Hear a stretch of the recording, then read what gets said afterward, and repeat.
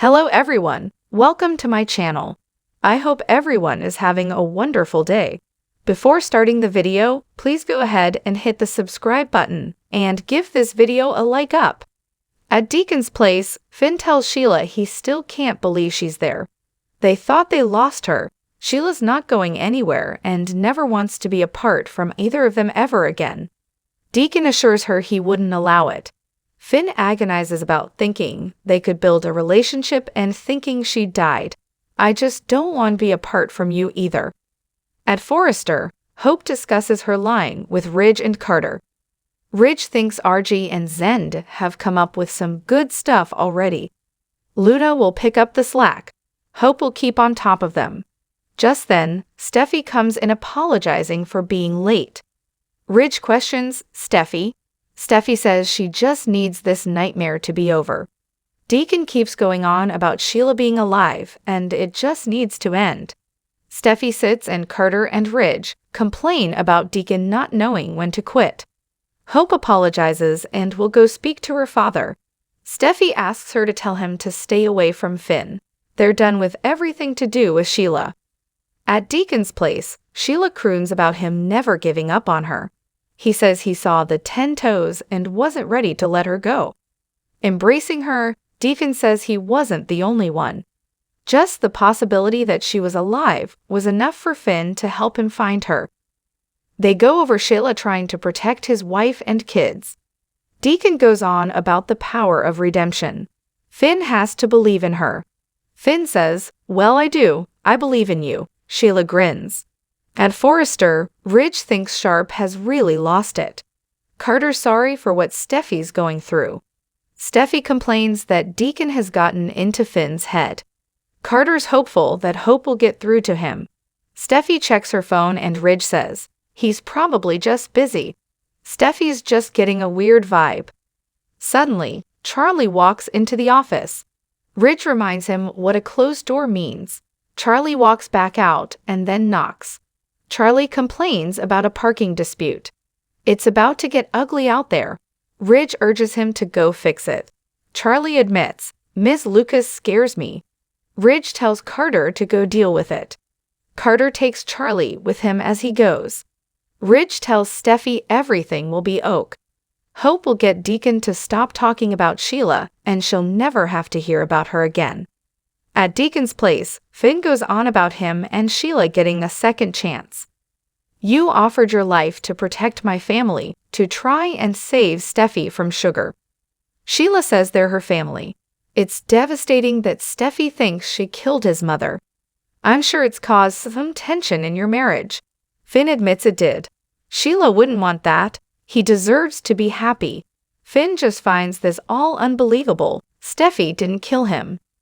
Just then, Hope comes to the door and calls out for her dad. Deacon tells Sheila not to hide.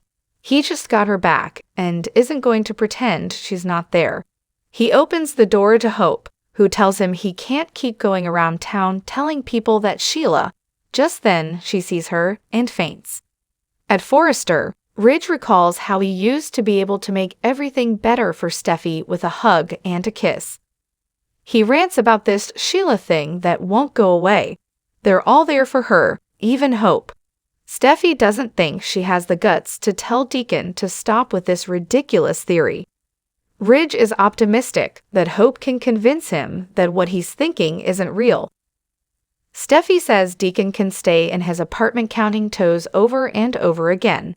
Hope just has to convince her father to stay away from Finn. At Deacon's place, Finn and Deacon have Hope on the couch and are calling her name. She begins to come to and Finn tells her she fainted. She sees Sheila behind Deacon and sits up with a bewildered expression. Sheila was stabbed.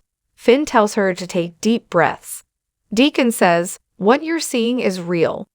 Hope shakes her head. "No, Sheila is dead." Finn says her father was right all along. Sheila's alive. Sheila ventures, "It's really good to see you, Hope." She looks like she's seen a ghost, but it's really her in the flesh. "I'm not dead." At Forrester, Ridge urges Steffi to go home, but she needs to work. She can take care of herself. Ridge complains, "This is too much what you've been through." Steffi recaps that she took a life, even if it wasn't a life worth living. Ridge says the only good thing Sheila ever did was give birth to Finn. Steffi can't believe she gave birth to such a good guy. He doesn't deserve any of this. Ridge is sure that whatever Deacon's trying to sell him, he's not buying. Steffi says he is getting into his head. Finn has this weird connection to Sheila. Ridge doesn't get it. What if Kelly and Hayes had been there when Steffi stops him.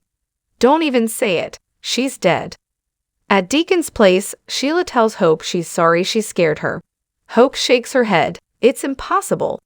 Deacon starts telling her the story of Sugar. Years ago, Sheila tricked Sugar into getting plastic surgery to look just like her. They looked identical except for the fact that Sugar had 10 toes. Sheila says she wanted revenge and abducted her. Finn explains that Sugar broke into the house to go after Steffi and the kids. Hope says, so Steffi didn't kill Sheila.